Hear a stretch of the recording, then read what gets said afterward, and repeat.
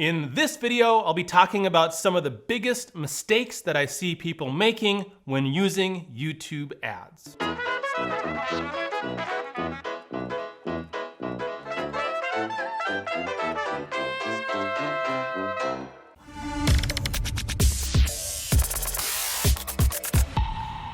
My name is Kyle Sullerud. I'm the founder of AdLeg, a marketing company that specializes in YouTube ads. Before I get into today's video, I want to quickly invite you to the Online Course Talks Summit. If you are looking to start or grow an online course, then you're going to want to sign up for this summit. There are presentations from numerous guest experts.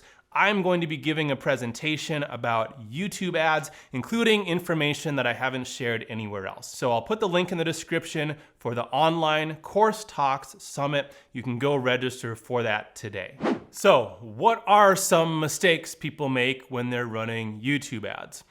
Unfortunately, there are a lot of them, too many to list in this video, but I'm going to get into the biggest ones I see that have some of the most devastating consequences. Not tracking conversions. This is a big one. Google's artificial intelligence is really smart, and it can really help us zero in on the results we're trying to get. But it'll only be able to help us do this if it knows the results that we want. And that is accomplished by setting up conversion actions, installing the tracking code in the funnel so Google knows the results we want and it can help us find more of the same. If the AI doesn't know what we want, then it's not going to be able to help us get it. Instead, the system will focus on lower level metrics like cost per view, cost per impression, that sort of thing. Tracking too many conversions. So the opposite of not tracking conversions is actually tracking too many.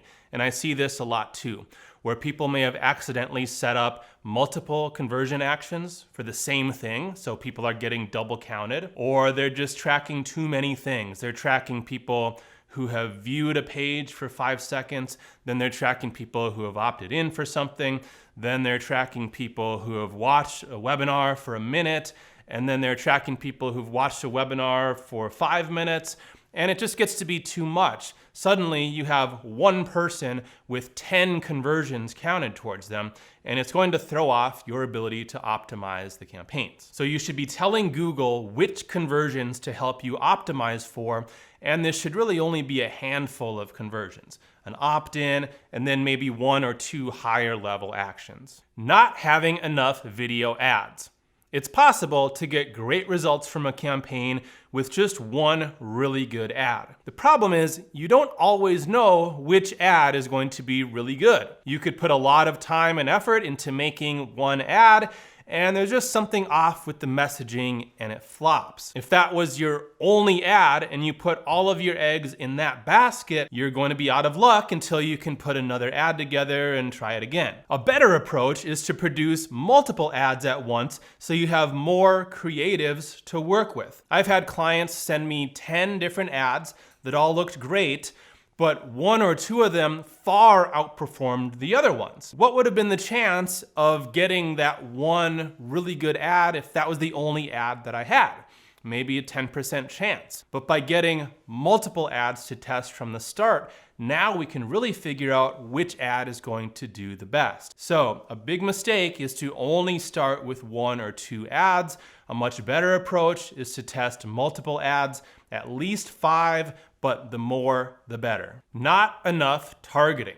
When you're first starting to run YouTube ads, it's really hard to know exactly what type of targeting is going to work, which placements are going to work, which keywords, which audiences. If you're only targeting a couple keywords and a handful of placements, your ads are probably going to struggle. And even if you do start getting good results, it's going to be really hard to scale. So for better results, you want to add a lot of placements, a lot of keywords, audiences, topics. Not all of them are going to work out, and that's to be expected. If you only have a small number of targeting options and those don't work out, then things are going to fall apart. If you have a lot of targeting options selected and some of them don't work out, you simply turn those off, start sending your budget to what is working, and that's how you'll be seeing the best results and you'll be able to scale, scale, scale. Not enough campaigns. When you add all this targeting, you do not want to put it all in the same campaign. That's another big mistake.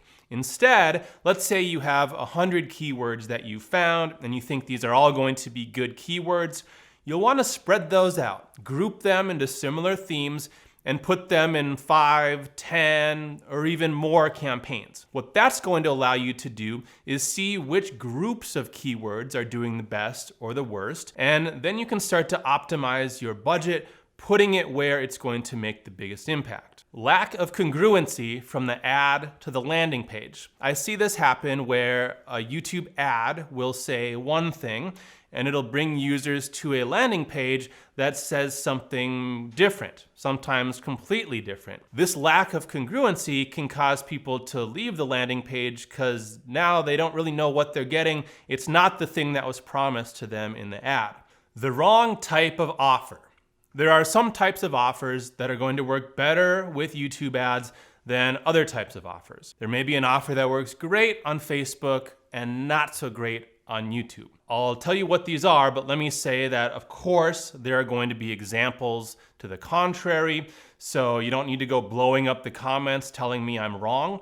I just want to tell you typically what works best on YouTube and what doesn't work as well. The best offers are going to be opt-ins that bring people to a webinar or some other type of VSL. That's because it's going to be fairly easy to get somebody to opt in for something from YouTube, especially if you're bringing them to some piece of content, and especially if that piece of content is a video, because you can take advantage of the fact that someone was just watching videos and you can bring them to another video that then works to sell your product or service. So an opt-in to a video sales letter is, in my opinion, the best type of offer to run with YouTube ads. Offers that don't work as well are offers that require some type of purchase up front.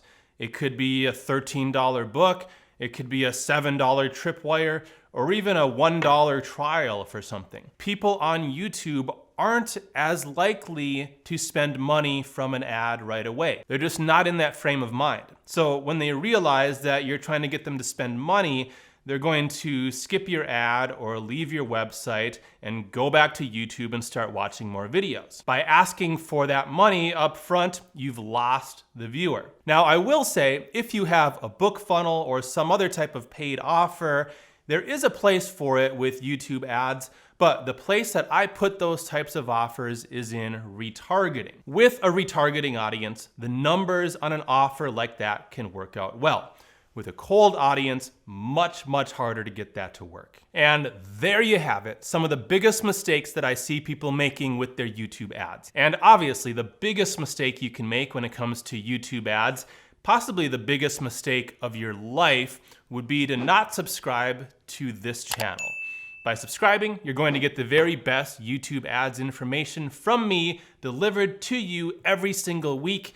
By not subscribing, you'll probably end up like this guy. And remember to go sign up for the Online Course Talks Summit. There'll be presentations from over 35 speakers, including myself. My presentation is all about how to drive insane traffic to your webinar using YouTube ads. I'll put the link in the description now so you can go sign up for the Online Course Talks Summit. Thank you for watching this video, and I know you just subscribed to me like 15 seconds ago, so thank you for that as well. Also, thank you for hitting the like button for the YouTube algorithm. My name is Kyle Stullerud, and I'll see you in the next video.